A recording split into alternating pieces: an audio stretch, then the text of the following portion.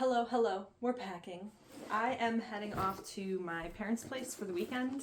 Hi, welcome to a video, welcome to a day in my life. I am gonna get to writing after I'm done packing. I wanna pack first so I have absolutely zero excuses to focus on writing today for at least a little bit. My train isn't until the evening, so I thought I would pack and then also talk you through writing.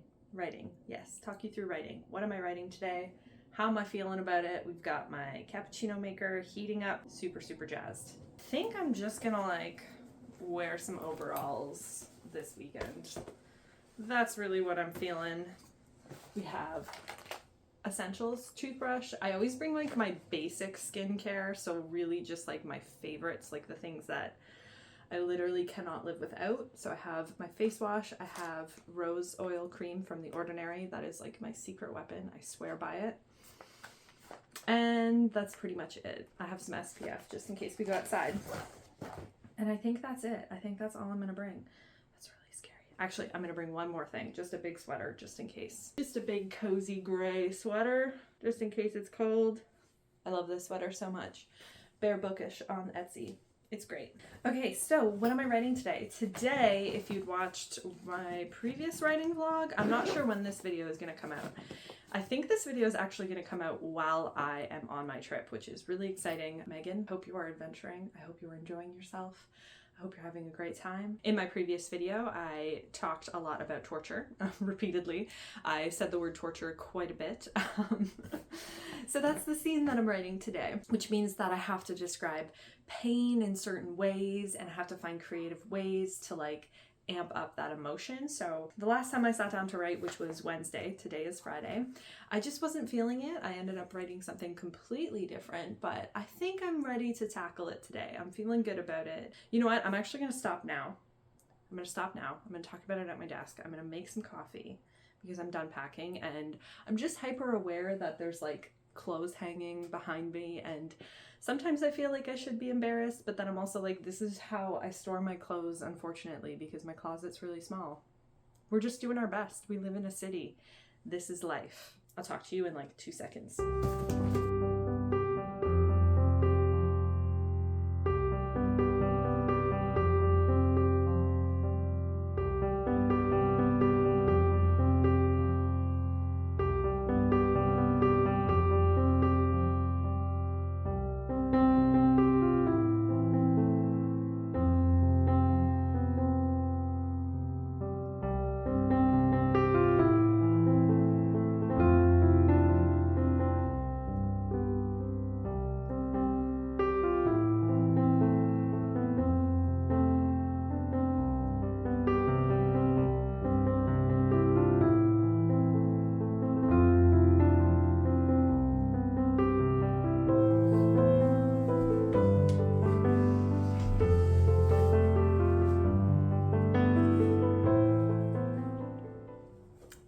Much better. I like a lot of horror aspects to stories. I like to explore darkness, and I also really like stories that explore darkness. However, I don't like senseless violence. I like there to be a purpose to why you are making me feel this way. Basically, how I approach these scenes is, number one, I have to have a purpose to them. There has to be a reason. Something has to happen, something has to be revealed about the character or the plot or something. There has to be a purpose.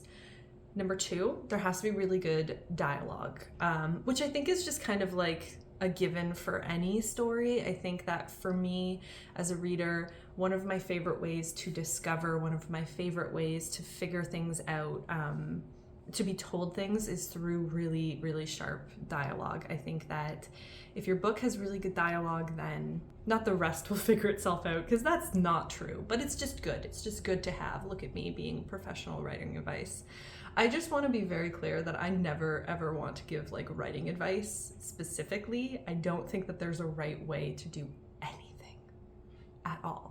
Any kind of art form, there's no right way to do it, and that is very true to writing. I'm just telling you my process, and if some of it inspires you, then that's great, but please know this isn't the right way necessarily to do it. This is just how I approach these things. And then the third thing really is just filling in the feelings, the sensations. You cannot go wrong with it if you are stumbling on how to explain something.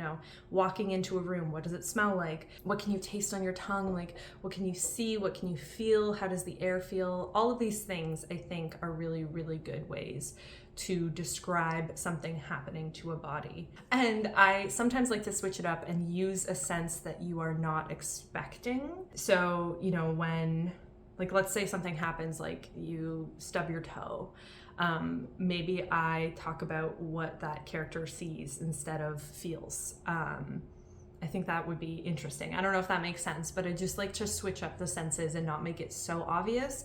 Sometimes it works, sometimes I delete it later, but I just think that it's a fun little challenge to not necessarily focus on the obvious sensation. Like if they take a bite of something, what can they smell as they're taking that bite? Think it's really cool. How does it feel in their mouth? That kind of thing. But before all of that, before those 3 points, I really just write the bare bones of the action. And I do that across the board with, violent scenes or scenes of warfare, things that I'm like currently writing. I focus on the plot first and foremost. At least in this draft I am. I don't know in my first book if I did. So that was a lot. That was a lot of talking, but I think I'm gonna get to writing now. I'm going to do exactly what I just explained to you. Write the plot, focus on the point of the scene, focus on dialogue, fill in all of the feelings after the fact. I feel like I always show this, but I never actually talk about what these things mean. So I thought I'd take you on a little quick tour. Most of these, like all of these prints, I just got off of Pinterest, and I got them a while ago. They're not necessarily the best place in the world because, they don't credit artists. However, I'm just using it for personal use. And a lot of them are like personal dreams, working in a library. A lot of them have to do with various books that I'm working on and writing. Some adventure in my life would be nice. This was actually in my office for the longest time at work, and I just really like this photo. I got it off of Pinterest again. However, there is some really neat art. There's a dog outside going crazy. This is from Marigona Suli Art on Instagram. She does the most adorable art prints and stickers. I absolutely love her work. And this is a library witch. This is actually art from the Dark of the West trilogy by Joanna Hathaway. I've talked about that trilogy before. I absolutely love those books, and I just feel like this is such a good motivator for me. Eyes on the horizon, aim for your goal. And also this scene just like breaks my heart every time I see it. I have no idea where this is from. My friend sent it to me because it said that it reminded her of me. And oh my gosh, is she ever correct? Like, really? I've never seen a more Megan print.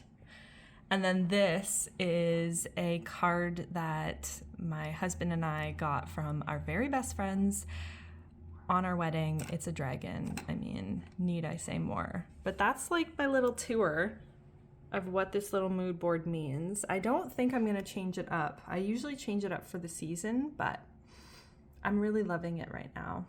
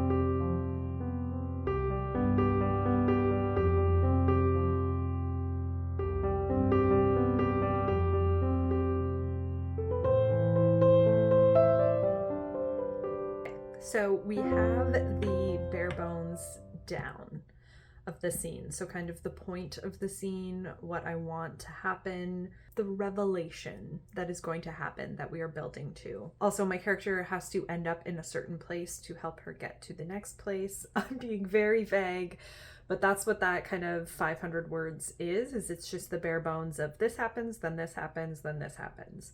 I'm gonna take a little break now. I'm gonna curl my hair a little bit because this is just a really startling look for me. So I'm gonna curl my hair. That's what I'm gonna do. And then I'm gonna make myself a little bit of lunch. I wanna make some tofu bacon wraps. And then I am gonna expand the scene ever so slightly.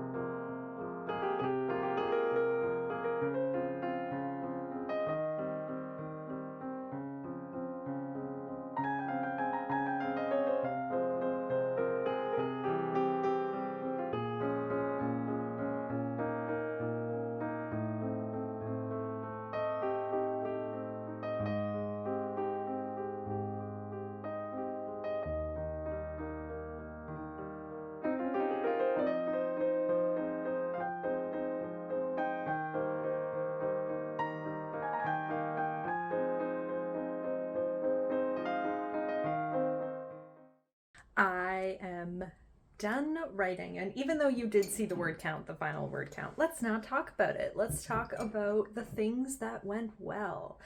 My little 3-part strategy worked really well, and I was able to write a pretty solid scene. The crazy thing is halfway through writing this and doing this video, I realized that these are probably the last words I'm gonna write on this story for a long time. But it's just scary because I just can't help but fast forward to Megan in the future who has to return to this, and that's going to be a little scary for her. Rest is really, really important, and so is different kinds of rest. While I was panicking about all of this, I was thinking about how I am literally going to see mountains and forests, and my book takes place in a forest and mountains and basically the landscape that I'm going to be traveling to. And so I feel like coming back from this trip, I will hopefully be all the more refreshed to write. So feeling very good about it, and my plan really worked. But now I am going to finish my tea because I still have a little bit of tea left, and I'm going to do some reading, and then I'm going to do my last minute packing and head out on the road to the train.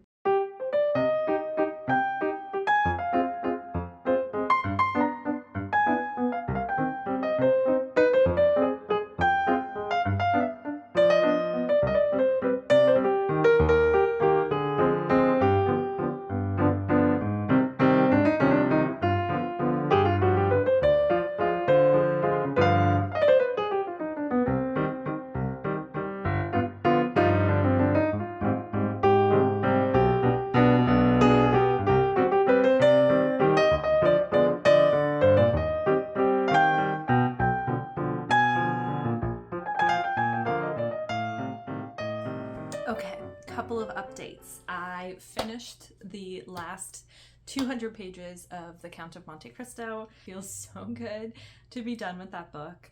I like to let things marinate a little bit before I give my official breakdown, but right off the bat, I loved the beginning. I loved the beginning so much. The beginning was actually going to be a 5 out of 5.